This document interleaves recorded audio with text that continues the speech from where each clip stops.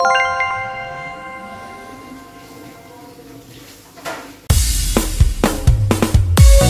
thought that I'd fall in love, love, love, love. But I grew from a simple crush, crush, crush, crush. Being without you, girl, I was all messed up.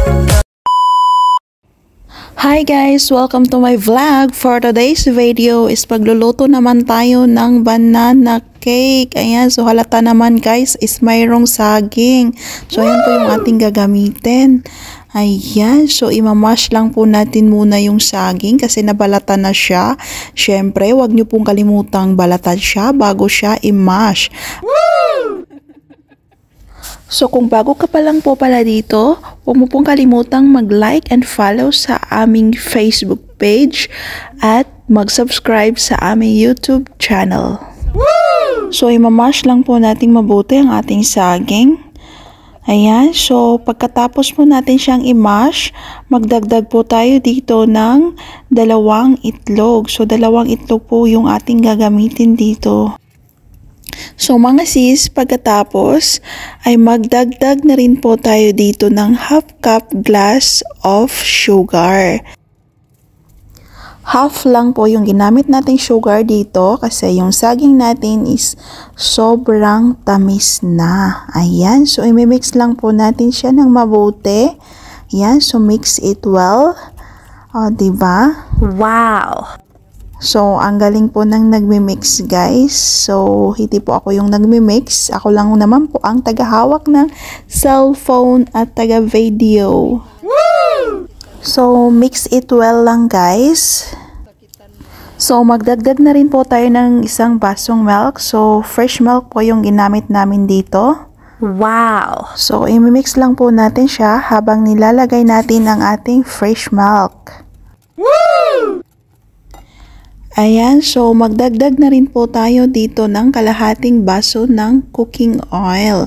So habang nilalagay natin ang cooking oil, isasabay natin ang pag-mix para ma-mix siya ng mabuti. Ayan, so mix lang po ng mabuti. At pagkatapos ay nagdagdag na rin po kami dito ng 2 baso ng flour or harina. Ayan, so all-purpose flour po yung ginamit namin dito. Wow! At naglagay na rin po kami ng 1 kutsarang baking powder at 1 teaspoon ng baking soda, 1 teaspoon ng vanilla powder at 1/4 teaspoon ng asin or salt. Ayan.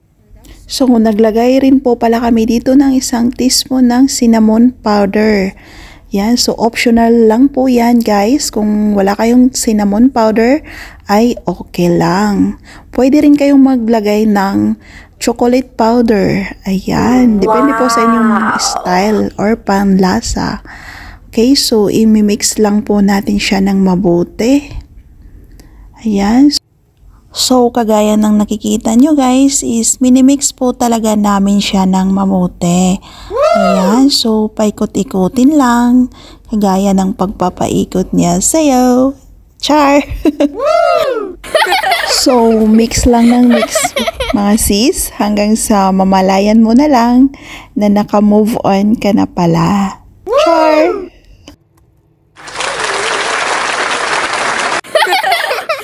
Kung makikita nyo, pag ganyang texture, ay okay na po siya. Pwedeng-pwede na siyang iluto. So, atin na po siyang i-transfer sa ibang lagayan.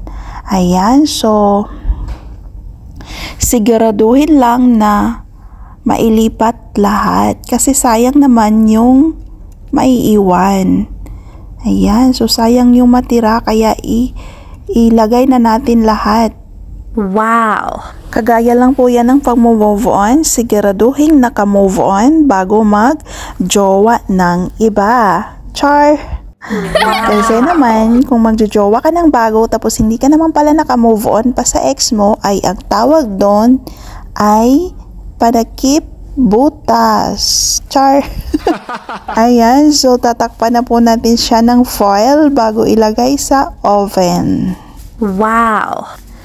So, atin po muna siyang ipasok sa oven hanggang 45 minutes lang po yan. into 180 degree Celsius. Ayan, so pagkalipas ng maraming taon, ayan na siya. Charan! Oh, diba? So, Wow. craving satisfied. Thank you for watching.